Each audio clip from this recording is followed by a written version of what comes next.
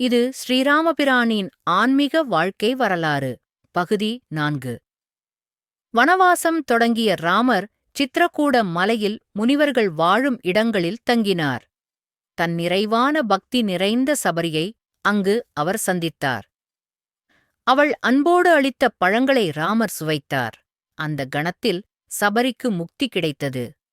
பின்னர் ராமர் சீதையுடனும் லட்சுமணனுடனும் பஞ்சவடிக்குப் புறப்பட்டார்.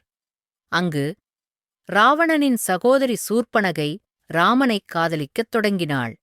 ஆனால் ராமர், நான் ஏற்கனவே திருமணம் செய்தவன் என சொல்லி அவளை நிராகரித்தார். கோபமடைந்த சூர்ப்பனகை சீதையை தாக்க முயன்றாள்.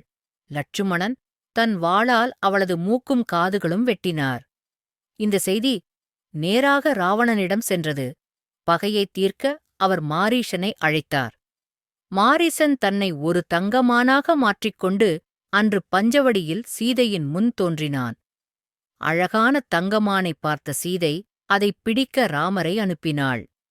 அதன் பின்னால் ஓடிய ராமர் விரைவில் அராஜகத்தின் ஒரு பாகமாக மாயமாய் மாட்டிக்கொள்கிறார்.